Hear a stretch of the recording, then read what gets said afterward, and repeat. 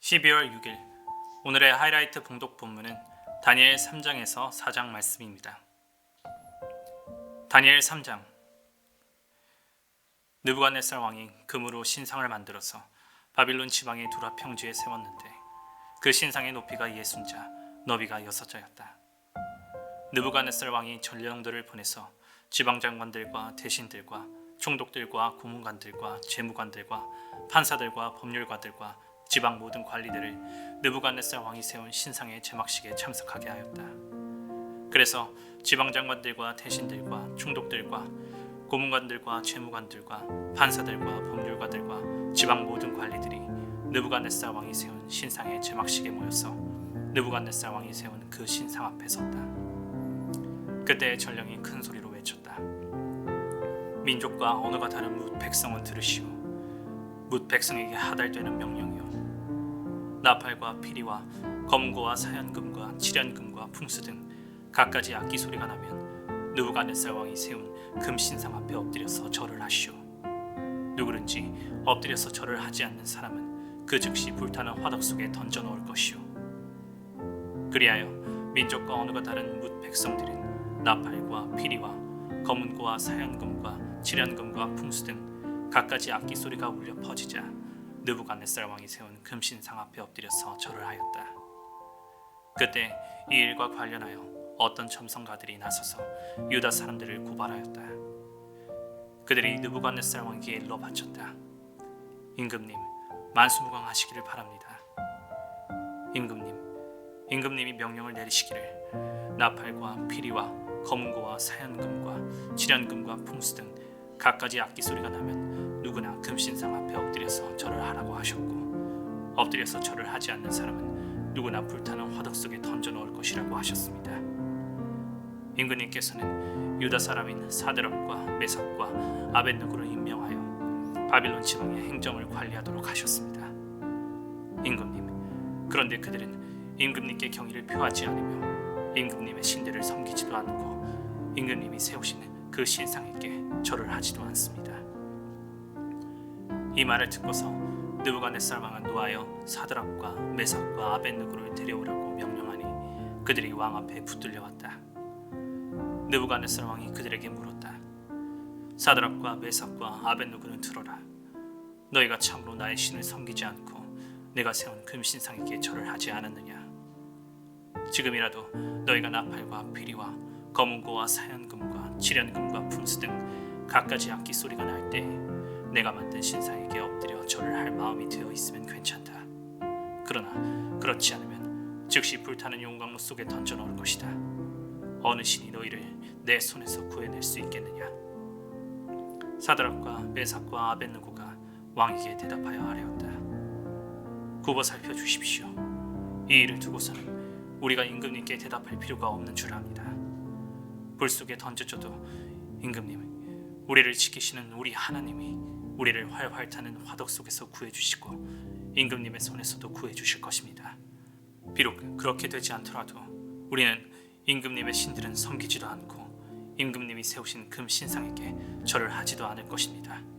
굽어 살펴 주십시오.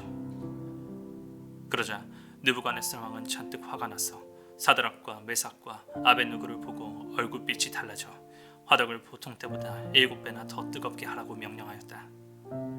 그리고 그의 군대에서 힘센 군인 몇 사람에게 사드락과 메삭과 아벳느고를 묶어서 불타는 화덕 속에 던져 넣으라고 명령하였다. 그러자 사람들은 그들을 바지와 속옷 등을 옷을 입고 관을 쓴 채로 묶어서 불타는 화덕 속에 던졌다. 왕의 명령이 그만큼 급하였다. 화덕은 매우 뜨거웠으므로 사드락과 메삭과 아벳느고를 붙든 사람들도 그 불꽃에 타서 죽었다. 사드락과 메삭과 아벳느고 세 사람은 묶인 채로 맹렬히 타는 화덕 속으로 떨어졌다. 그때 느부갓네살 왕이 놀라서 급히 일어나 모사들에게 물었다.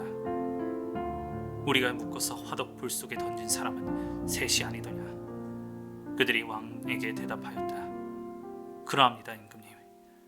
왕이 말을 이었다. 보아라, 내가 보기에는 네 사람이다. 모두 결박이 풀린 채로 화덕 안에서 걷고 있고 그들에게 아무런 상처도 없다. 더욱이 넷째 사람의 모습은 신의 아들과 같다. 느부갓네살 왕이 활활 타는 화덕 어귀로 가까이 가서 소리쳐 말하였다. 가장 높으신 하나님의 종 사드락과 메삭과 아벳느고는 이리로 나오너라. 그러자 사드락과 메삭과 아벳느고가 불 가운데서 나왔다. 지방장관들과 대신들과 총독들과 왕의 측근들이 모여서 이 사람들을 보니 그 몸이 불에 상하지 않고 머리털도 걸리지 않고 바지 색깔도 변하지 않고 그들에게서 불에 탄 냄새도 나지 않았다. 느부갓네살 왕이 말하였다. 사드락과 메삭과 아벳느고를 돌보신 하나님을 찬송하여라. 그는 천사를 보내서 그의 종들을 구하셨다. 이 종들은 저희의 하나님을 의뢰하여 저희의 몸을 바치면서까지 왕의 명령을 거역하고 저희의 하나님 말고는 다른 어떤 신도 절하여 섬기지 않았다. 그러므로 내가 이제 조서를 내린다. 민족과 언어가 다른 뭇 백성은 사드락과 메삭과 아벳느고의 하나님을 두고서 경솔히 말하는 일이 없도록 하여라. 이 명령을 어겼다가는 그 몸이 조각날 것이며 집이 쓰레기 더미가 될 것이다. 이와 같이 자기를 믿는 사람을 구원할 수 있는 신은 다시 없을 것이다. 왕은 사드락과 메삭과 아벳느고를 바빌론 지방에서 번영을 누리면서 살게 하였다. 다니엘 4장. 느부갓네살 왕이 전국에 사는 민족과 언어가 다른 뭇 백성에게 다음과 같은 조서를 내렸다. 백성에게 평강이 넘치기를 바란다. 가장 높으신 하나님이 나에게 보이신 표적과 기적을 백성에게 기꺼이 알리고자 한다. 그도다 그 이적이여, 능하도다 그 기사여. 그 나라 영원하고 통치 대대에 이를 것이다. 나 느부갓네살이 집에서 편히 쉬며 궁에서 평안을 누릴 때에 꿈을 꾸었는데 그 꿈이 나를 두렵게 하였다. 침대에 누워 있어도 생각이 번거롭고 머릿속에 받은 환상 때문에 나는 번민하였다. 그래서 나는 그 꿈의 해몽을 들어보려고 바빌론의 모든 지혜자를 다 내 앞으로 불러오도록 명령을 내렸다. 마술사들과 주술가들과 점성가들과 점쟁이들이 나에게로 왔을 때 내가 그들에게 꿈 이야기를 하였으나 그들은 나에게 그 꿈을 해몽해 주지 못하였다. 마침내 다니엘이 내 앞에 나타났는데 그는 내 신의 이름을 따라서 이름을 벨드사살이라고 고친 사람이다. 그는 거룩한 신들의 영을 지닌 사람이어서 내가 꾼 꿈을 그에게 말해주었다. 마술사의 우두머리인 벨드사살아, 내 안에는 거룩한 신들의 영이 있으니 어떤 비밀도 내게는 어렵지 않을 줄을 내가 안다. 내가 꾼 꿈을 해몽하여 보아라. 내가 침대에 누워있을 때 나의 머릿속에 나타난 환상은 이러하다. 내가 보니 땅의 한가운데 아주 높고 큰 나무가 하나 있는데 그 나무가 점점 자라서 튼튼하게 되고 그 높이가 하늘에 닿으니 땅 끝에서도 그 나무를 볼 수 있었다. 나무는 잎이 무성하여 아름답고 열매는 온 세상이 먹고도 남을 만큼 풍성하였다. 들짐승이 그 그늘 아래에서 쉬고 그 큰 나무의 가지에는 하늘의 새들이 깃들며 모든 생물이 그 나무에서 먹이를 얻었다. 내가 침대 위에서 나의 머릿속에 나타난 환상을 또 보니 거룩한 감시자가 하늘로부터 내려와서 큰 소리로 외치며 이렇게 명령하였다. 이 나무를 베고서 가지를 꺾고 잎사귀를 떨고서 열매를 해쳐라. 나무 밑에 있는 짐승들을 쫓아버리고 가지에 깃든 새들을 쫓아내어라. 다만 그 뿌리의 그루터기만 땅에 남겨두고 쇠줄과 노줄로 동이고 들불 속에 버려두어라. 하늘의 이슬에 젖게 하고 땅의 풀 가운데서 들짐승과 함께 어울리게 하여라. 또 그의 마음은 변하여서 사람의 마음과 같지 않고 짐승의 마음을 가지고서 7대를 지낼 것이다. 이것은 감시자들이 명령한 것이며 거룩한 이들이 말한 것이다. 이것은 가장 높으신 분이 인간의 나라를 지배하신다는 것과 뜻에 맞는 사람에게 나라를 주신다는 것과 가장 낮은 사람을 그 위에 세우시다는 것을 사람들이 알도록 하려는 것이다. 나 느부갓네살 왕이 이런 꿈을 꾸었으니 너 벨드사살은 이 꿈을 해몽하여라. 내 나라의 모든 지혜자가 그 꿈을 해몽하여 나에게 알려주지 못하였으나 너는 내 안에 거룩한 신들의 영이 있으니 할 수 있을 것이다.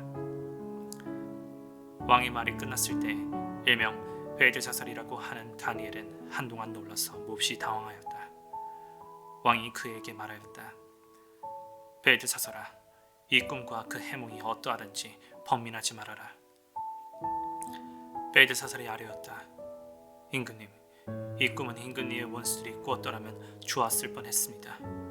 해몽도 임금님의 원수들에게나 해줄 수 있으면 좋겠습니다.